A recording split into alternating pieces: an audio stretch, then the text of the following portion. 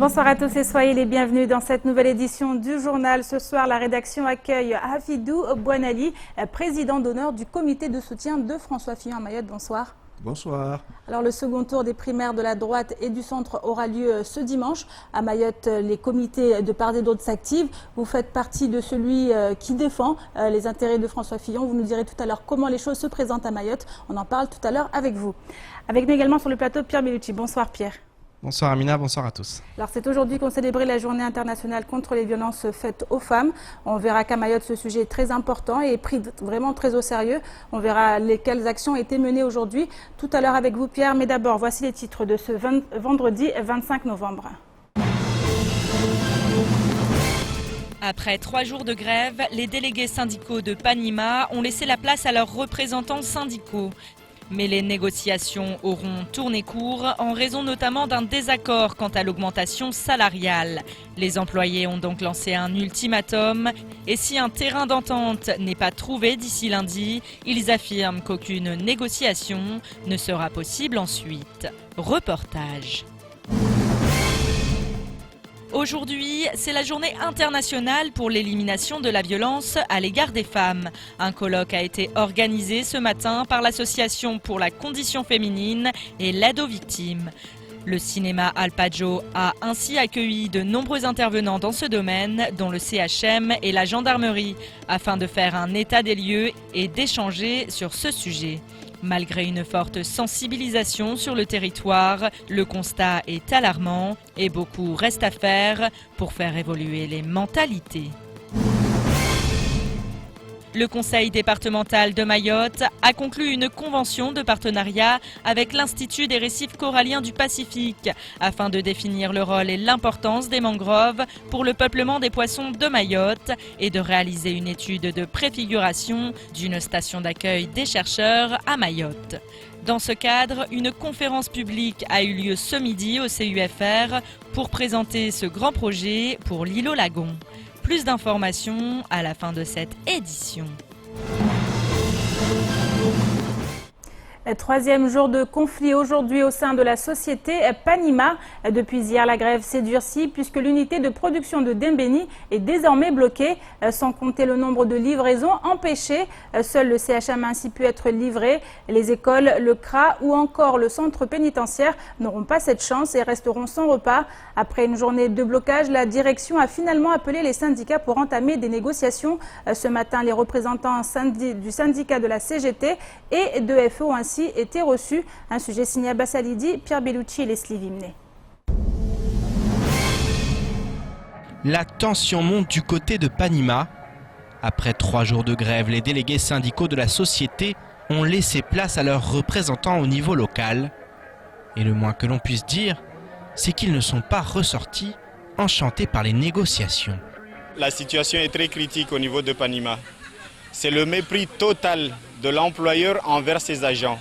Avec tout le bénéfice qui se fait dans cette île, qui a complètement le monopole de la restauration collective dans cette île, on a l'impression qu'il rend ses agents complètement des cas sociaux. Il veut qu'ils restent des smicards toute leur vie. Il n'y a aucune prime sur quoi que ce soit. Ils étaient peut-être bêtes pendant ces années, mais aujourd'hui ils ont remarqué d'eux-mêmes, c'est pour ça qu'ils nous ont appelés, en disant que franchement ça ne va pas. Leur patron les prend comme des imbéciles, comme s'ils étaient dans une cour de récréation à jouer aux billes. Parmi les points de revendication, l'augmentation des salaires pose clairement problème. En effet, les grévistes réclament 250 € en plus, là où la direction est prête à accorder une augmentation à hauteur de 2%, soit environ 27 €. Donc nous avons discuté sur l'augmentation du salaire sur la 250 €. Sauf que nous avons constaté que le directeur n'attend pas cette négociation, mais il nous amène dans une situation conflictuelle. Donner une augmentation à 2% qui ne représente rien sur le coût de productivité des salariés et leurs conditions de travail et les relations de travail au niveau de Panima, et la situation est très confuse.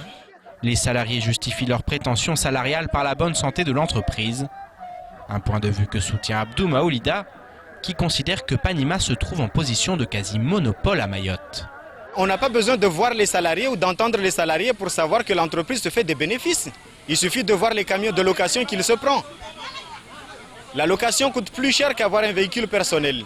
Donc je ne comprends pas comment ça se fait qu'aujourd'hui, il est le prestataire numéro 1 sur la restauration collective et qu'on voit exactement le nombre de distributions qu'il fait, puisqu'il livre le CHM, il livre aujourd'hui Serveur qui est Aerostral, il livre les écoles, il livre le rectorat, il livre le CRA. Mais attendez, excusez-moi, mais il signe des contrats chaque matin.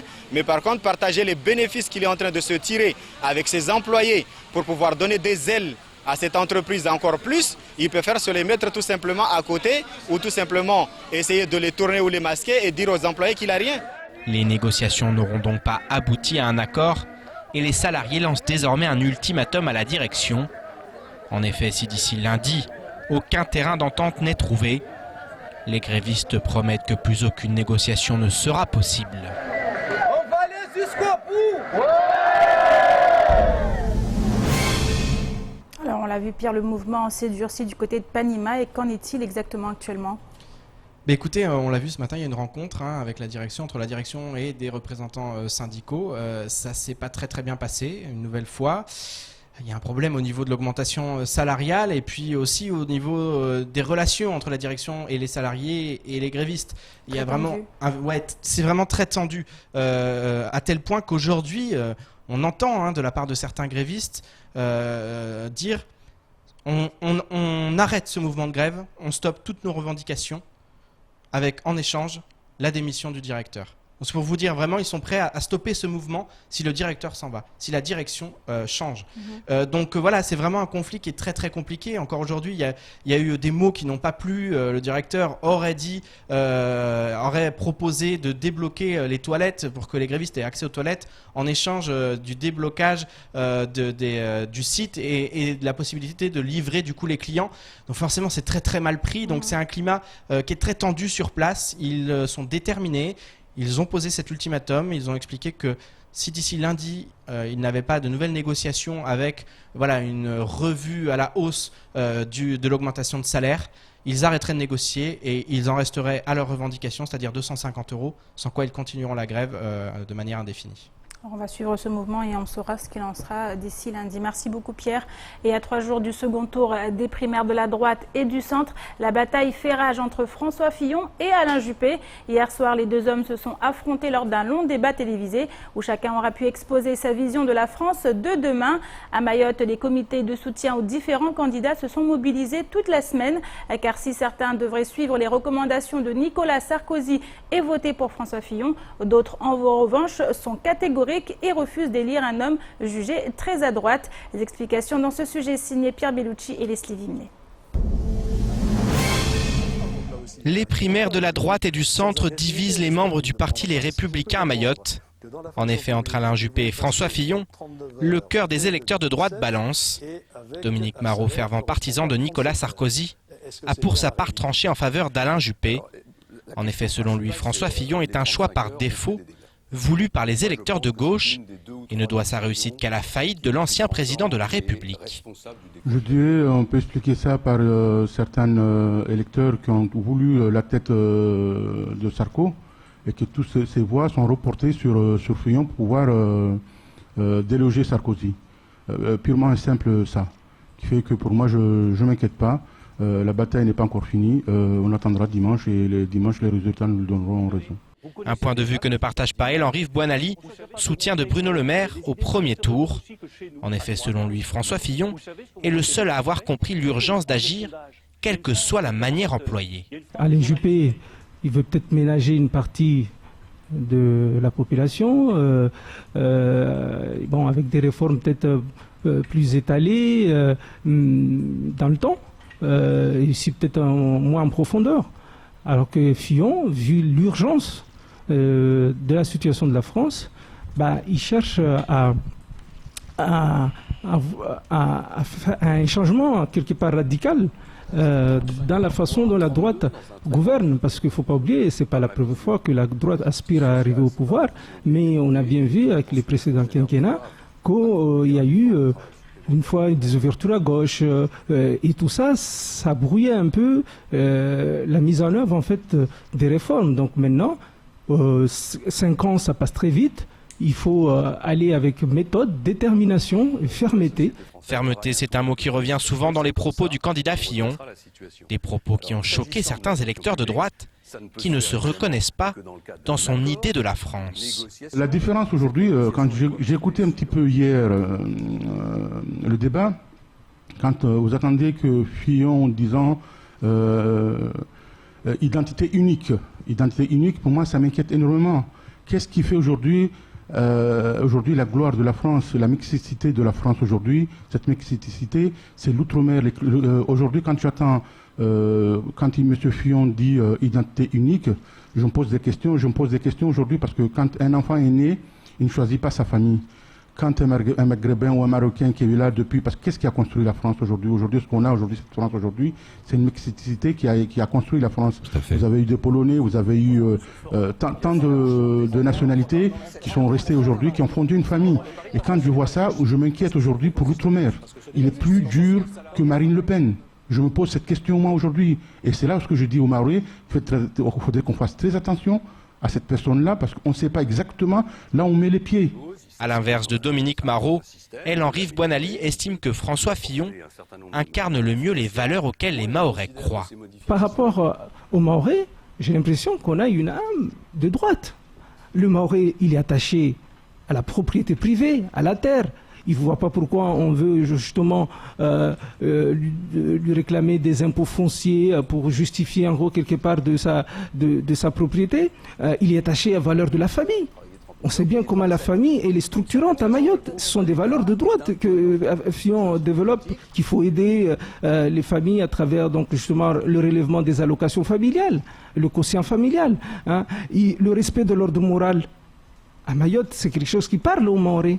Même s'il est d'inspiration religieuse, mais il est structurant pour... on sait bien comment aujourd'hui on fait appel au cadi, on fait appel pour un peu apaiser la situation sur la délinquance. Dimanche, les électeurs sont appelés aux urnes afin de choisir qui de François Fillon ou Alain Juppé représentera le parti Les Républicains lors des présidentielles de 2017. Et au regard des erreurs de plus en plus fréquentes des sondeurs, il est bien difficile de se prononcer sur le futur vainqueur. Alors le président d'honneur du comité de soutien de François Fillon est sur le plateau avec nous. Il s'agit de Boinali Afidou. Alors on l'a vu, François Fillon est le candidat qui a été recommandé par Nicolas Sarkozy, également par Bruno Le Maire pour le second tour de la primaire de la droite et du centre. Aujourd'hui à Mayotte, clairement, est-ce que vous sentez que François Fillon attire? Mais je pense oui. Je tiens quand même à dire aux Mahoraises et aux Mahorais, il ne faut pas qu'ils aient peur. Moi, je connais personnellement François Fillon. Ça fait, je dirais même, un ami de 30 ans. À l'époque, ça a causé, comment ça s'appelle, Chirac et Balladur. C'est un homme de parole, c'est un homme tranquille, c'est un homme de conviction. Et si ce qu'il veut faire pour Mayotte, je pense qu'il le fera. François Fillon est venu 3 fois à Mayotte. Hein. Il est venu en tant que ministre de l'enseignement supérieur et de la recherche.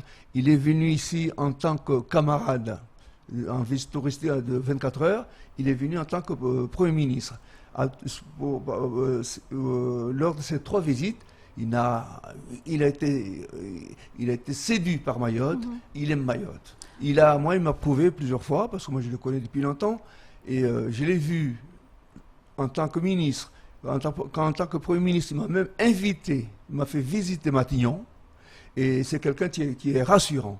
Donc je tiens à dire aux Mahorais qui se rassurent et qu'ils votent pour François Fillon. Alors justement, François Fillon qui a écrit une lettre aux Mahorais cette semaine, il ne l'avait pas fait auparavant. Est-ce que vraiment ça peut être un élément convaincant? Je pense oui, parce que c'est vrai, c'est ce que les électeurs mahorais disaient, voilà, que Sarkozy a écrit une lettre, Juppé a écrit une lettre, mais lui, il n'était pas sûr de toute façon d'être à la tête. Maintenant, il est sûr, c'est tout à fait normal qu'il écrive une lettre pour rassurer les Mahorais. Alors, il est quand même jugé très à droite, hein? Oh non, pas du tout. Moi, je connais tellement François Fillon, je connais toute sa famille. Je connais tellement sa famille. C'est pas quelqu'un d'extrême droite, pas du tout. Il n'a rien à voir. Quand je suis avec François Fillon et sa famille, dans sa famille, c'est quelqu'un, c'est vrai, il est très religieux, c'est un croyant. Mais politiquement, ça ne sera pas forcément la même chose. Ah, moi aussi. Si. C'est un homme d'écoute. Il écoute tellement les gens, il est attentif. Donc, je demande aux Mahorais, je demande des Mahorais de ne pas s'inquiéter. Alors en termes de programme, vous qui le connaissez si bien, que prévoit-il pour Mayotte? Mais de toute façon, il nous envoie un courrier là. De toute façon, tous les programmes de candidats, c'est des candidats prématurés. Il faut quand il sera élu. Est-ce qu'il maîtrise justement la situation? Est-ce qu'il il connaît les problèmes de Mayotte en profondeur? Tout à fait. Quand je vous l'ai dit, il est venu 3 fois Mayotte. Il connaît tellement Mayotte, il ne va pas se faire de soucis. Pas du tout. Alors donc du coup, ce dimanche, la tendance sera? J'espère que ça sera tout pour Fillon, François. Alors, on connaît les problématiques qui préoccupent les Mahorais avec l'immigration clandestine notamment. Est-ce que vous pensez qu'il pourra régler cette problématique? C'est un problème épineux que personne ne maîtrise encore, mais le connaissant parfaitement, je pense qu'il n'y a pas de souci à se faire. Merci beaucoup Afidou Bonali, président d'honneur du comité de soutien François Fillon. Merci. Et on continue, c'est aujourd'hui qu'était célébrée la journée internationale de lutte contre les violences faites aux femmes. À ce titre, un colloque a été organisé ce matin au cinéma Alpaggio par l'ACFAV, l'association pour la condition féminine et l'aide aux victimes. Une journée placée sous le signe du partage et de l'échange en présence des acteurs en contact avec les personnes victimes de violences. Les associations, le CHM ou encore la gendarmerie ont ainsi fait le déplacement. D'autres, en revanche, ont brillé par leur absence aux grandes dames des organisateurs. Aucun maire ou conseiller départementaux, ni même représentant de la préfecture n'étaient présents. Plus d'informations dans ce sujet, signé Adèle Laurent. La violence faite aux femmes est un fléau qui n'épargne pas Mayotte. En effet, l'ACFAV a identifié depuis le début de l'année 230 femmes victimes de violences, constat bien au-deçà de la réalité. Depuis 2006, l'association a mis en place un service d'aide aux victimes, un service d'hébergement d'urgence et un dispositif d'accueil de jour. Un numéro vert gratuit, le 55 55, est également à disposition de tous. Cependant, beaucoup reste encore à faire. Il reste beaucoup à mettre en place. Exemple, le téléphone grave danger qui va permettre à toute femme victime de violences, notamment sexuelles, dont l'auteur n'a pas encore été incarcéré, de pouvoir avoir un interlocuteur 24 heures sur 24, 7 jours sur 7, pour pouvoir justement lui signaler la situation de danger. Il faudrait aussi qu'on puisse ouvrir beaucoup plus de places d'hébergement pour permettre de répondre à la demande qu'on a actuellement. La salle Mélanie, qui permettra à la victime de n'être auditionnée et examinée qu'une seule fois par les professionnels de la santé et la gendarmerie, devrait également voir le jour rapidement à Mayotte. Le CHM, premier interlocuteur des victimes de violences, est également engagé dans la lutte contre celles-ci. Des outils sont ainsi mis en place, comme le kit de prise en charge pluridisciplinaire, dédié à l'accueil des victimes de violences sexuelles. Limbala, Debout, une série télévisée créée en partenariat avec le centre hospitalier de Mayotte, devrait également voir le jour à la rentrée 2017. On fabrique en ce moment une série télévisée qui a pour vocation de montrer les situations difficiles, mais aussi de montrer les possibilités de résolution de ces situations. Parce que ça n'est pas une impasse. C'est pas parce qu'on a été victime qu'on ne peut pas se guérir déjà, éviter les complications. Et au-delà de ça, pour informer et vraiment encourager au maximum la population à briser le silence sur la question des agressions sexuelles. Le CHM a également analysé les 90 dossiers des victimes de violences sexuelles passés par le centre hospitalier ces 6 derniers mois. Et les résultats sont effrayants. L'âge moyen des victimes est de 12 ans et 9 mois, la plus jeune ayant 2 ans. 88% sont mineurs, 25% ont moins de 8 ans et 50% ont moins de 13 ans. Dans 86% des cas, les victimes sont des femmes et des jeunes filles. Il est donc important de sensibiliser l'entièreté de la population à la lutte contre les violences. Les élèves de la classe Ulysse du collège de Koungou l'ont bien compris et ont créé dans ce sens un film contre les violences faites aux femmes. Nous aussi les jeunes, on en parle, la violence. Notre message de stop la violence, juste stop la violence, arrêter la violence. C'est important pour monter des gens d'arrêter la violence, quoi. D'arrêter la violence parce que on a tout pour changer. Violence physique, sexuelle, psychologique, mariage forcé, mutilation. Plus d'une femme sur 3 est victime d'au moins une sorte de violence. Il est donc important de changer les mentalités, notamment au niveau des arrangements financiers et mariage forcé après un viol. Il faut aussi que les victimes sortent du silence, notamment pour empêcher une possible récidive de l'auteur de l'agression. Ce que je peux conseiller aux victimes, c'est de déposer plainte directement après les faits. Est-ce qu'on se rend compte que beaucoup trop de victimes attendent des jours, des mois, voire des années avant de se manifester et malheureusement les preuves disparaissent. Donc déposer plainte directement après les faits, ça permettra d'avoir une solution plus rapide. Le colloque de ce matin a donc permis d'échanger sans tabou sur ces violences, sujet parfois délicat à aborder, mais pourtant connu de tous. La violence, qu'elle soit physique, psychologique ou verbale, fait mal. Les insultes, les humiliations, le manque de respect et les coups ne sont pas anodins. Des professionnels sont là pour vous. Osez sortir du silence. Alors, un sujet encore préoccupant ici à Mayotte, Pierre, les violences faites aux femmes. Oui, c'est vrai qu'on a eu aujourd'hui des chiffres vraiment édifiants sur le sujet.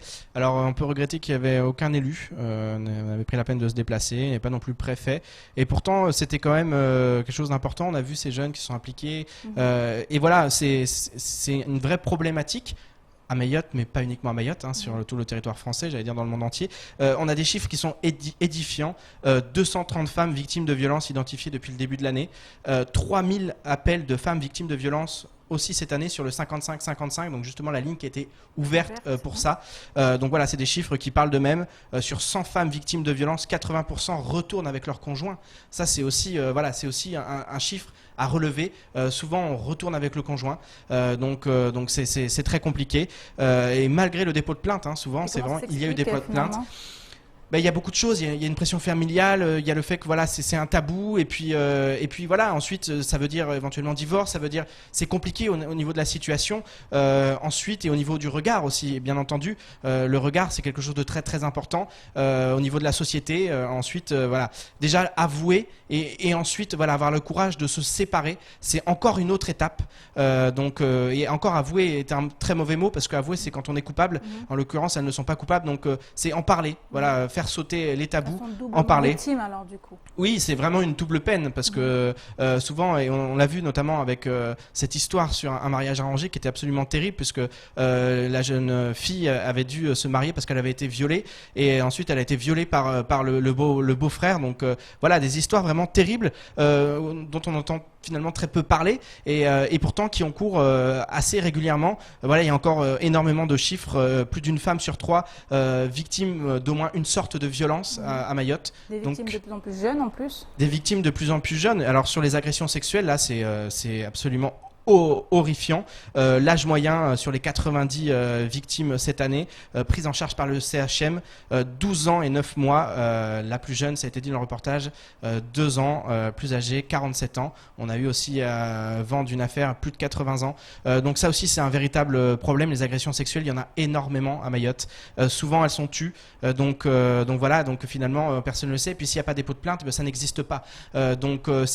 Ces chiffres sont édifiants, ils sont très importants, mais c'est aussi une partie émergée de l'iceberg parce que vraiment il y a énormément de violences. En 2012 aussi, un des chiffres importants, 104 crimes et délits de cette nature. 60% des victimes sont des femmes. En 2015, 154 crimes et délits, 121 victimes sont des femmes. Pas forcément plus de violence, mais on voit que quand même on ose de plus en plus en parler. Et aussi ce qui est terrible sur ces violences, c'est que c'est souvent sur des femmes qui sont en grande précarité. Les chiffres parlent d'eux-mêmes. 73% des femmes victimes étaient sans emploi, 51% sans assurance maladie, 50% avaient besoin d'une interprète et 20% se déclarent dans une situation de polygamie. Alors du coup, en fait, c'est la journée internationale de lutte contre les violences faites aux femmes aujourd'hui, mais ça n'empêche que toute l'année, la CFAV agit pour justement soulager ces femmes et défendre leurs droits. Effectivement, la CFAV et d'autres associations, voilà, on sait qu'il y a un véritable travail qui est mené, et ça, ces chiffres aussi parlent d'eux-mêmes quand on dit pas plus de violence, mais plus de personnes qui osent en parler, plus de femmes qui osent le dire. Ça, c'est aussi grâce au rôle des associations qui font un véritable travail, qui accompagnent aussi les victimes, parce que dans leurs victimes, il y a des hommes aussi. 46% des personnes prises en charge par la CFAV sont des hommes. Alors, c'est pas forcément sur des violences, c'est sur une aide aux victimes, donc ça peut être voilà, sur toute autre chose, parfois des victimes au niveau moral. Escroquerie notamment. Escroquerie, exactement. Il y a plusieurs domaines de prise en charge, mais effectivement, sur la question de ces violences faites aux femmes, il y a un gros travail qui est mené, mais il y a encore beaucoup de choses à faire. Et voilà, les associations se sentent parfois un peu seules et elles aimeraient avoir plus de soutien de la part des pouvoirs publics. C'est pour ça que j'ai commencé en disant qu'il n'y avait pas d'élus. Et c'est vraiment dommage parce que c'est eux aussi qui doivent agir et lancer, pourquoi pas, des campagnes par rapport à ça. Merci beaucoup Pierre pour toutes ces précisions et autres sujets qui font l'actualité de ce vendredi 25 novembre. 3 nouvelles mesures du Code du travail de droit commun publiées au journal officiel ou encore une hausse de 8% du PIB selon une étude de l'INSEE. Les précisions tout de suite dans l'actualité en bref. En attendant l'application du Code du travail de droit commun prévu pour le 1er janvier 2018, 3 nouvelles mesures viennent d'être publiées au journal officiel. Il s'agit d'abord de la garantie des salaires qui permet aux salariés de percevoir leurs salaires et leurs indemnités en cas de redressement ou de liquidation judiciaire de l'entreprise. L'AGS qui se substitue à l'entreprise défaillante pour le paiement est financée par une cotisation de l'entreprise. En contrepartie, la société est protégée contre le risque de contentieux devant le tribunal du travail. Deuxième mesure, l'activité partielle remplace le chômage partiel destiné à éviter les licenciements économiques lorsque l'activité d'une entreprise est ralentie.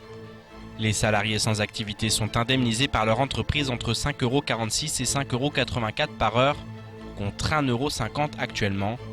L'entreprise est en partie remboursée par l'État et l'assurance chômage. Dernière mesure, le contrat de génération. Il a pour objectif de faciliter l'embauche des jeunes. Les entreprises qui concluent un contrat de génération peuvent bénéficier d'une aide allant de 12 000 à 24 000 € sur une période de 3 ans. L'INSEE vient de dévoiler sa nouvelle étude portant sur le produit intérieur brut à Mayotte. Et si l'île reste freinée par des carences structurelles, les motifs de réjouissance existent. En effet, selon l'Institut national, en 2013, le produit intérieur brut de Mayotte s'établit à 1,8 milliard d'euros, soit une hausse de 8% par rapport à 2012. Le PIB par habitant progresse quant à lui de 5% en un an et atteint désormais 8 350 €. En outre, Mayotte est ancrée dans une forte dynamique de croissance, tandis que l'investissement est également dynamique et progresse de 11%. Après une quasi-stagnation entre 2011 et 2012, le pouvoir d'achat moyen des ménages augmente de 5,4% en un an, ce qui s'explique en partie par la mise en place de l'indexation pour les fonctionnaires, des chiffres qui prouvent une nouvelle fois le potentiel de développement de l'île, malgré les problèmes quotidiens de gestion et d'insécurité. À Mayotte, la collecte des déchets représente un défi de taille. L'île croule sous les ordures et les nombreuses opérations de ramassage ne suffisent pas à inverser la tendance. Néanmoins, des signes positifs sont à relever. En effet, en 2016, avec l'installation de 108 colonnes de tri supplémentaires, soit 36 trios, les tonnes collectées sur le territoire de Mayotte augmentent de 29% par rapport à l'année passée. Ce sont ainsi près de 300 tonnes d'emballages ménagers qui ont fini leur course dans les poubelles du département. L'année prochaine, une centaine de nouveaux trios viendront à leur tour densifier le maillage du territoire sur les 17 communes. Objectif, augmenter les performances de collecte en desservant tous les villages et en étant présent sur les sites à fort potentiel. Mayotte réussit donc sa transition vers le tri des déchets et même si le chemin apparaît encore bien long, les campagnes de sensibilisation semblent porter leurs fruits. Et enfin, reconnu pour avoir l'un des plus beaux lagons du monde, Mayotte a souvent été l'objet de nombreuses études en raison notamment de ses richesses marines. Mais de tous les travaux menés, très peu ont finalement profité au département. Alors pour inverser cette tendance, le Conseil départemental de Mayotte a conclu une convention de partenariat avec l'Institut des récifs coralliens du Pacifique. Et grâce à cela, une étude de préfiguration d'une station d'accueil des chercheurs à Mayotte pourrait être réalisée. L'occasion donc de faire briller l'île au lagon en attirant des chercheurs du monde entier. Un sujet signé Assoumani Darwesh et Pierre Bellucci. Le conseil départemental a fait appel à René Galzin, directeur d'études à l'école pratique des hautes études, suite à une convention de partenariat signée avec l'Institut des récifs coralliens du Pacifique. Objectif: définir le rôle et l'importance des mangroves pour les peuplements des poissons de Mayotte et réaliser une étude de préfiguration d'une station d'accueil des chercheurs à Mayotte. En effet, depuis des années, des recherches ont lieu, mais n'aboutissent à aucun projet concret sur le département. L'arrivée de M. Galzin à Mayotte fait suite à une convention qu'on a passée avec l'Université de Perpignan pour structurer l'activité de recherche à Mayotte. En fait, depuis 40 ans, on fait de la recherche à Mayotte, mais on ne capitalise pas sur les données de recherche qu'on fait sur l'île. Ici, on a l'impression de recommencer la même chose à chaque fois. Et donc l'idée, c'est de pouvoir faire venir un spécialiste ici à Mayotte pour nous aider à structurer une activité de recherche, à l'instar du programme qu'il a mis en place en Polynésie française au début des années 90. Fin connaisseur de la France ultramarine, René Galzin estime que Mayotte mérite de posséder une station ou un site dédié à la recherche, notamment en raison de son lagon, considéré comme l'un des plus beaux et des plus riches du monde. Je trouve que Mayotte, moi j'ai fréquenté toute la France ultramarine, qu'on appelle les départements et les communautés d'outre-mer.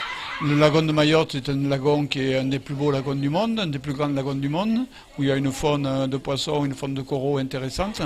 Et en plus, vous avez un écosystème côtier qui est aussi intéressant, avec la présence de mangroves et d'herbiers. Donc c'est un écosystème qu'il faut absolument étudier, qu'il faut protéger. Et à mon avis, ça serait bien que vous ayez une station marine qui permette de bancariser, de collecter les données, toujours sur le même site, pour attirer des étudiants et attirer des chercheurs étrangers qui viendraient travailler sur cet écosystème. La station accueillerait ainsi un centre de documentation scientifique et permettrait à Mayotte de briller dans le domaine de la recherche marine. C'est en tout cas le vœu du président du conseil départemental, même si cela ne pourra se faire du jour au lendemain. Ce programme va continuer. Il est prévu que M. Galzin revienne dans 2 ans. Et là, on espère dans cela que le projet aura suffisamment avancé pour qu'on puisse identifier un site et que les décideurs puissent décider de l'implantation de ce centre. Espérons maintenant que les décideurs feront en sorte que cette station voit véritablement le jour. Rendez-vous est donc pris dans 2 ans, même si d'ici là, ce projet devrait de nouveau faire parler de lui. Et c'est la fin de cette édition. Merci à vous de l'avoir suivi. Une édition rediffusée sur OAM5, également disponible en replay sur notre site l'infoquesi.fr, sur YouTube et sur notre page Facebook. Et enfin, demain, samedi et dimanche à 19h, ne ratez pas votre magazine du week-end, les rendez-vous de l'info. Excellente fin de semaine à vous. Et lundi, vous retrouverez Isabelle Fargier aux commandes du JTM.